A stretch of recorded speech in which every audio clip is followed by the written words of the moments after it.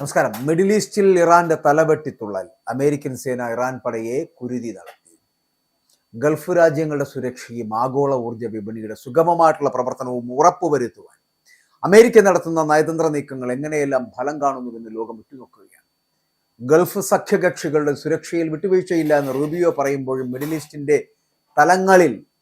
ഈസ്റ്റിന്റെ പല സ്ഥലങ്ങളിലും ഇറാന്റെ തലവെട്ടിത്തുള്ളൽ നടക്കാൻ പോകുന്നു എന്നുള്ളതാണ്. ഇറാനുമായിട്ട് പുതിയ ചർച്ചയ്ക്ക് അമേരിക്ക അന്തിമ കരാറിനായിട്ടുള്ള നിർണായക ചർച്ചകൾ ഈ മാസം അവസാനം സ്വിറ്റ്സർലൻഡിൽ പുനരാരംഭിക്കുമ്പോൾ അതിൽ നിർണായകമാകാൻ പോകുന്ന ചില സമാധാന കരാറുകളിൽ വളരെ കൃത്യമായി പറയപ്പെടേണ്ട ചില കാര്യങ്ങൾ കൂടി ബാക്കിയാകും. ഇത് സമ്മതിക്കുന്നത് അമേരിക്കൻ സ്റ്റേറ്റ് സെക്രട്ടറി മാർക്കോ റൂബിയോയാണ്. മിഡിൽ ഈസ്റ്റിലെ സംഘർഷാവസ്ഥയ്ക്കിടെ ഗൾഫ് രാജ്യങ്ങളിൽ പര്യടനം നടത്തുന്ന റൂബിയോ ഇറാനുമായിട്ടുള്ള ചർച്ചകളിൽ തങ്ങളുടെ പ്രാദേശിക പങ്കാളികളുടെ താല്പര്യങ്ങൾ പൂർണ്ണമായിട്ടും സംരക്ഷിക്കുമെന്ന് ഉറപ്പു നൽകുകയാണ്. ഈ ചർച്ചകളിലെ ഓരോ തീരുമാനവും ഗൾഫ് രാജ്യങ്ങളുമായി ഏകോപിപ്പിച്ചായിരിക്കും കൈക്കൊള്ളുക എന്നുകൂടി അദ്ദേഹം കുവൈറ്റിൽ പറഞ്ഞു വെക്കുകയാണ്. ഹോർമുസ് കടലിടുക്ക് വഴി കടന്നു പോകുന്ന എണ്ണവാതക കപ്പലുകൾക്ക് ടോൾ ഏർപ്പെടുത്തുവാനുള്ള ഇറാൻ നീക്കത്തെ അമേരിക്ക ശക്തമായി എതിർക്കുന്നു. ഇതൊരു രാഷ്ട്രീയ ജലപാതയാണ് എന്നും അവിടെ ഒരു രാജ്യത്തിനും ഏകപക്ഷീയമായിട്ട് ഫീസ് ഈടാക്കാൻ അവകാശമില്ലെന്നും റൂബിയോ ആവർത്തിച്ചു പറയുമ്പോഴും ഇറാന്റെ മിസൈൽ പദ്ധതികളെയും സഖ്യകക്ഷികളെയും ചൊല്ലി ഗൾഫ് രാജ്യങ്ങൾക്കുള്ള ആശങ്കകൾ അമേരിക്ക വളരെ ഗൗരവമായി കാണുന്നുണ്ട് എന്നും സഖ്യകക്ഷികളുടെ സുരക്ഷയെ ബാധിക്കുന്ന ഒരു തീരുമാനവും US എടുക്കില്ല എന്ന് കൂടി അദ്ദേഹം വ്യക്തമാക്കി.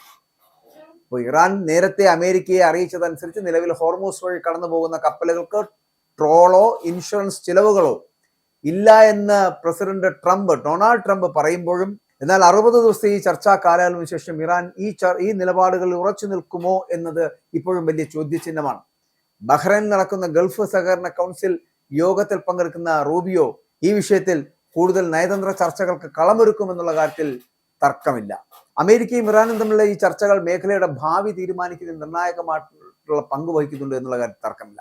ഗൾഫ് രാജ്യങ്ങളുടെ സുരക്ഷയും ആഗോള ഊർജ്ജ വിപണിയുടെ സുഗമമായിട്ടുള്ള പ്രവർത്തനവും ഉറപ്പുവരുത്തുവാൻ അമേരിക്ക നടത്തുന്ന ഈ നയതന്ത്ര നീക്കങ്ങൾ എങ്ങനെയെല്ലാം ഫലപ്രദമാകും അല്ലെങ്കിൽ ഫലം കാണുന്നുവെന്ന് ലോകം ഉറ്റുനോക്കുകയാണ്. പ്രാദേശിക സഖ്യകക്ഷികളിലെ അവരെ വിശ്വാസത്തിലെടുത്ത് മുന്നോട്ട് പോകുവാനുള്ള അമേരിക്കയുടെ ഈ തീരുമാനം മിഡിൽ ഈസ്റ്റിലെ പിരിമുറുക്കത്തിന് അയവ് വരുത്തുവാൻ സഹായിക്കുമെന്ന് പ്രതീക്ഷിക്കുന്നുണ്ട്.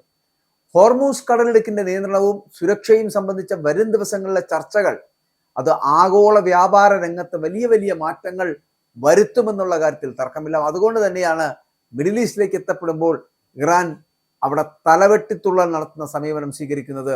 സ്വാതന്ത്ര്യത്തിന്റെ വലിയ ലോകം അവിടെ തുറന്നു കൊടുക്കപ്പെടുമ്പോഴാണ് അത്തരത്തിലൊരു സ്ഥിതിവിശേഷം ഉണ്ടാകുന്നതെന്ന് പറയേണ്ടിയിരിക്കുന്നു. എന്തായാലും അമേരിക്കൻ സേന ഇറാൻ പടയെ കുരുതി നടത്തുന്ന ഒരു സാഹചര്യത്തിലേക്ക് എത്തപ്പെടും. അതായത് മിഡിൽ ഈസ്റ്റിൽ ഇറാൻ തലവെട്ടിത്തുള്ളൽ ഇനിയും തുടർന്നാൽ അമേരിക്കൻ സേനയെ ഇറാൻ പട അവിടെ കുരുതി കൊടുക്കുന്ന കാഴ്ച കൂടി നമ്മൾ കാണേണ്ടി